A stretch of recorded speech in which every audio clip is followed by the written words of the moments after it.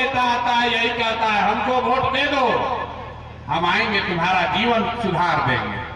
यही सुन सुन के आप जीवन भर से वोट दिए जा रहे हैं।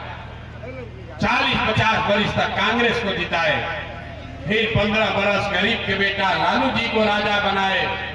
अभी 18-19 साल से नीतीश बाबू कुर्सी पर बैठे हैं, आपका जीवन नहीं सुधरा।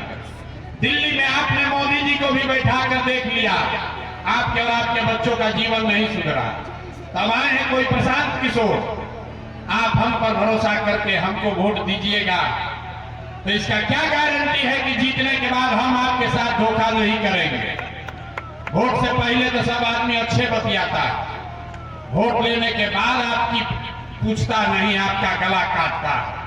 इसीलिए पिछले 2-2.5 बरस से हम पैदल चल रहे हैं, 5000 गांव में पैदल गए हैं। आज आप यहाँ गाड़ी से आए हैं, लेकिन 5000 गांव में पैदल गए, कहीं वोट नहीं मांगते। अभी आपको आधा घंटा में गरीबी से निकलने का एक रास्ता बताएंगे, आप उसको सुनिए, समझिए, ठीक लगे तो अपनाइए और न ठीक लगे तो जैसे जिंदगी चल रहा है वैसे चलाइए। प्रशांत किशोर की जिंदगी पर उससे कोई फर्क पड़ने वाला नहीं है। देखिए दुनिया में जितने विद्वान लोग हैं, उन्होंने बताया गरीबी से निकलने का 3 ही रास्ता है। 3 ही रास्ता है गरीबी से निकलने का। पहला रास्ता है पढ़ाई। अगर आपका बाल बच्चा बढ़िया पढ़ लिख जाए, पढ़ लिख के नौकरी पा जाए, तो आप गरीबी से निकल सकते हैं। दूसरा रास्ता है जमीन। अगर आप पढ़े लिखे नहीं हैं, आपके पास बढ़िया जमीन हो, खेती हो, तो खेती किसानी करके भी आप अपना जीवन सुधार सकते हैं। और तीसरा रास्ता है पैसा, पूंजी।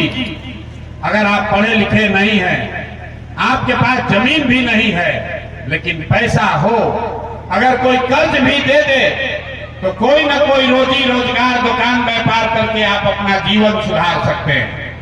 आप बिहार में अपने गांव, पंचायत में, जिला में देखिए, यहाँ रहने वाले ज्यादातर लोगों के पास ये तीनों में तीनों चीज नहीं है। जो गरीब है उसके बच्चे के पास पढ़ने का उपाय नहीं है। आपका गरीब का बच्चा जाता है सरकारी विद्यालय में, खिचड़ी खाया, घरे चला आया। आप में से कुछ लोग पैसे वाले हैं, अपने बच्चा को प्राइवेट स्कूल में भेज रहे हैं।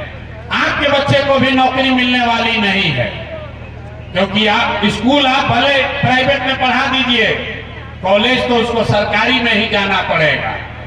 तो जो यहाँ पर सब व्यवस्था है, इसमें स्कूल से खिचड़ी बट रहा है और कॉलेज से डिग्री बट रही है, पढ़ाई दोनों में कहीं नहीं हो रहा। तो जब बीपीएससी में आपको मैंने बताया है, हम तो अनशन पर बैठे हुए थे तब भी मैंने बताया, बीपीएससी के सारे ज़्यादा से ज़्यादा नौकरी को पहले ही बेच दिया गया है।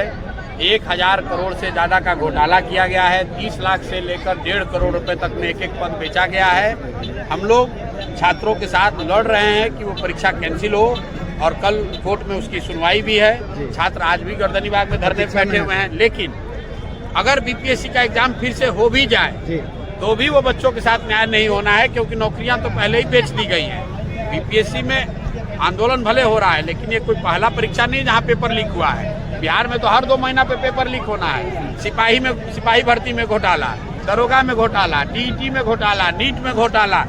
कोई ऐसा परीक्षा नहीं है जिसमें पेपर लीक नहीं हो रहा है। और नीतीश कुमार पिछले 5 वर्ष में ये आज तक कोई एक आदमी ना गिरफ्तार हुआ, न कोई शिक्षा माफिया पकड़ा गया। क्या आरोप दिया जाए सर? अधिकारी लोग इस प्रकार से के पाठक जी का मनमानी देख लीजिए। मेरे भाई, अगला रूप ये है कि आप जो लोग आंदोलन कर रहे हैं, नीतीश कुमार उस पर लाठी चलवा रहे हैं। तो लाठी की जो चोट है वो 5 दिन रहती है। तो अब उपाय ये है कि लाठी के चोट का हिसाब वोट की चोट से लिया जाए, क्योंकि जब वोट की चोट दीजिएगा तो नीतीश कुमार को 5 बरस याद रहेगा कि भैया हमने बच्चों पर लाठी चलाई थी, बच्चों ने वोट का चोट दिया, किनारे हो जाएंगे। तो जिन लोगों ने आपके बच्चों पर लाठी चलवाई है, उनको वोट के चोट से मारिए ताकि वो सत्ता से बाहर हो, तभी व्यवस्था सुधरेगी।